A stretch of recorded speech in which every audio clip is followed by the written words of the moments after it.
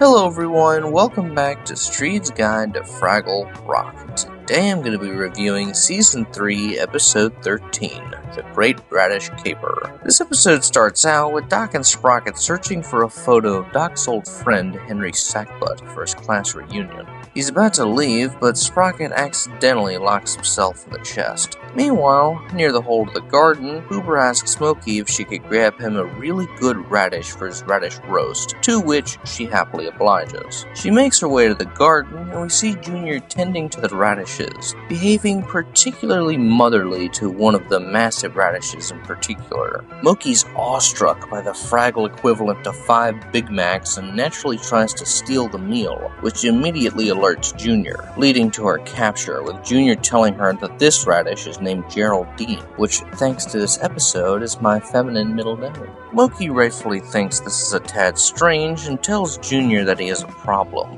A problem? I got a problem? You sure do. I hate problems. Well, what is it? You hate having problems? Well, you have a terrible problem. Terrible? Yes, not only that, it's, horrible problem, too. Terrible and horrible? Oh, yes, and it's also, deep-rooted. Terrible, horrible, and deep-rooted? Oh, yes. Oh, what is it?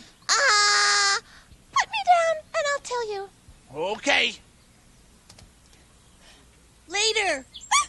Well, wait.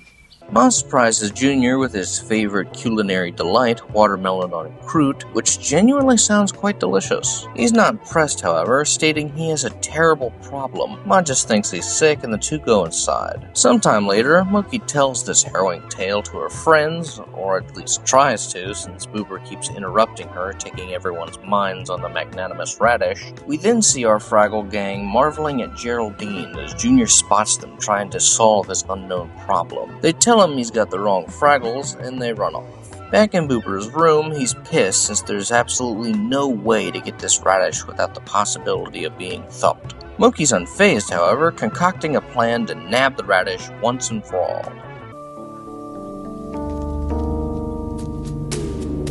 Ha-ha! Gotcha! And this time you're not gonna get away from me. It's gonna be much harder than I thought. We randomly cut to a postcard from Uncle Matt, and Matt finds himself near what he perceives to be an abandoned Gorget castle, which coincidentally has tiny radishes. Cute, but nothing noteworthy here. Red leaves to check on Moki, and we cut back to Junior asking why she ran away before. She attempts the same trick again, but Junior isn't falling for it. She then bluntly tells Junior that his problem lies within his affections for a vegetable. It's not sinking in for Junior, and she asks whether he has any friends, and it becomes tragically clear that Junior's so lonesome that he doesn't even know what a friend is. Do you have any friends? Well, sure I do. I've got lots of friends. Everybody has friends.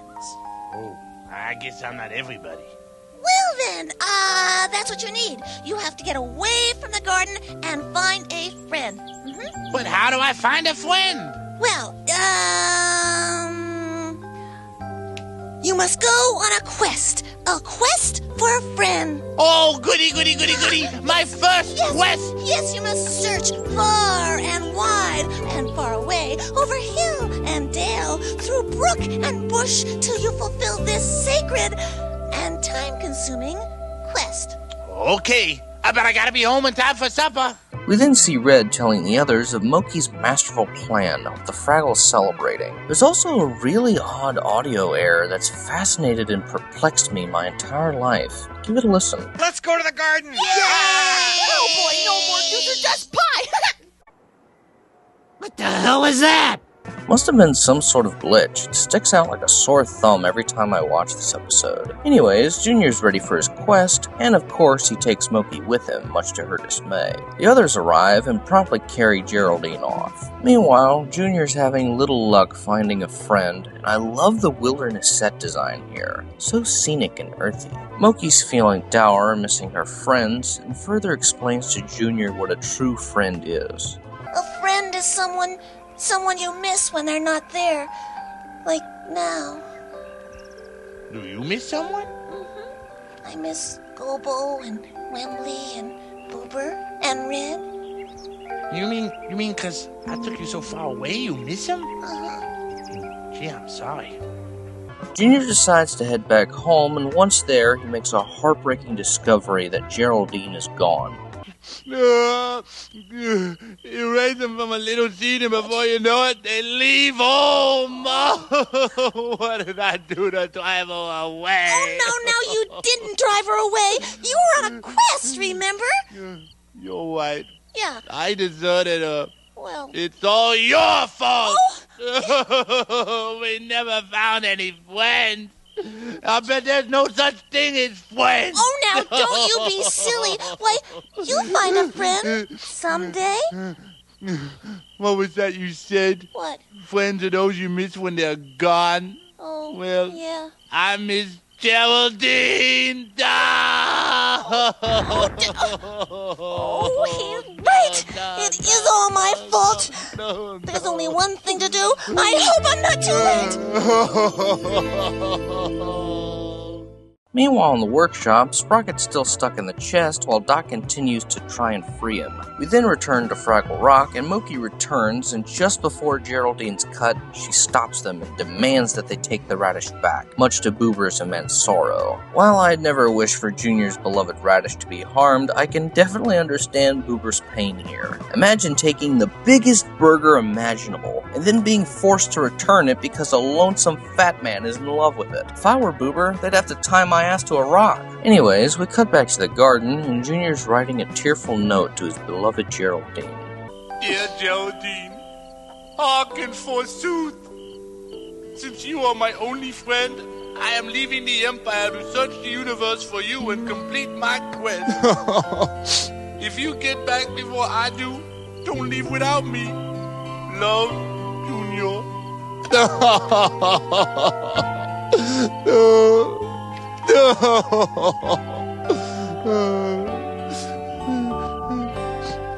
There.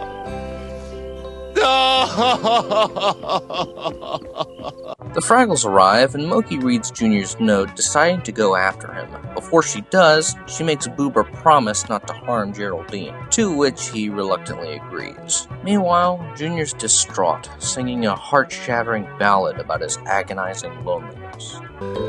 What if a friend is a friend for forever? And what if a friend never was? Then a friend wouldn't leave you alone. A friend would be true and be there when you're lonely. But what if your friend just turns out to be phony? Well, a friend wouldn't do that to you. Well, a friend would be there when you're blue. What kind of friend disappears when you're lonely, and why can't I find a friend of my own? I want a friend of my own. Oh, Geraldine, where are you when I need you? Oh.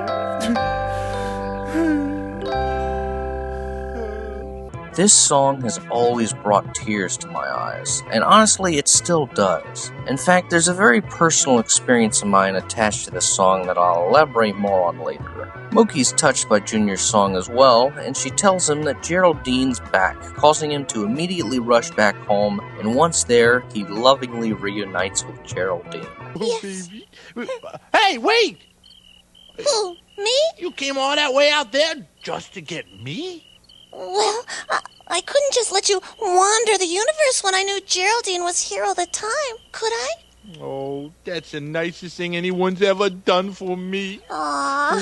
Thank you for bringing us back together. Yeah. Me and Geraldine. Oh. Well, what are friends for? I love you, Geraldine. We return to the workshop, and Doc finally cracks the chest open, but unfortunately misses the last bus to a school reunion.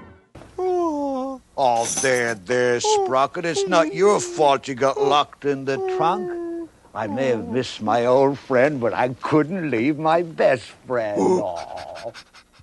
In the past, I've been critical of Sugith Varughese' writing, but this is the one episode he's written that I consider genuinely perfect. In fact, it's my very third favorite Junior Gorg episode. He's given so much depth than ever before. Up until now, Junior has had a few moments of empathy and kindness, but this is the episode where we truly explore his character and his deep inner longing for friendship. Junior not even knowing what a friend is really speaks to the severity of his loneliness and adds more intrigue to the Gorgic mythos. I still ponder why the Gorgs are so isolated. It would have had to been something pretty dire for the Gorg family to not associate or socialize with anyone besides themselves. It would have been really easy to turn a story where a Gorg is friends with a Radish into a joke, because it really is a farcical concept, but somehow Sugith manages to write something that, while silly in nature, is profound and tragic in its execution. This is also one of Moki's finest episodes. At first, she's just as befuddled as the audience is as to why Junior's so attached to a vegetable, but as she grows to understand Junior and his longing for friendship, she sacrifices the biggest Radish of her life just to satiate his despair, and in doing so, without Junior even realizing it,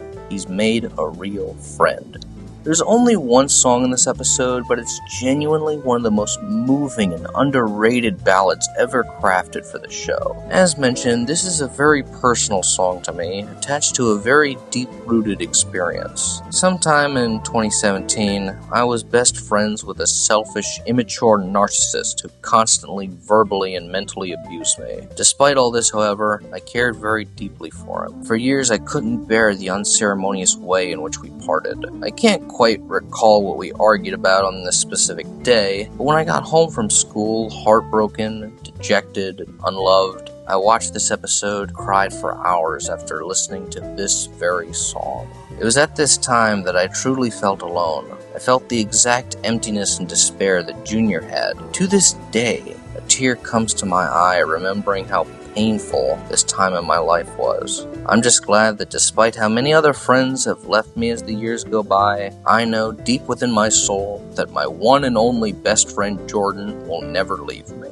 I'd like to give a personal thanks to you, dude. You're the best mungo a girl could ever have. As for the Doc subplot, there's nothing much going on, but it's heartwarming to see Doc embrace Sprocket and tell him how much their friendship truly means. Overall, this was a wonderfully humanizing episode for Junior, with a deeper commentary on the effects of loneliness and isolation. For an episode of this stature, it deserves nothing less than a towering Geraldine-sized Radish. Well guys, that was the review, and I will see you all next time.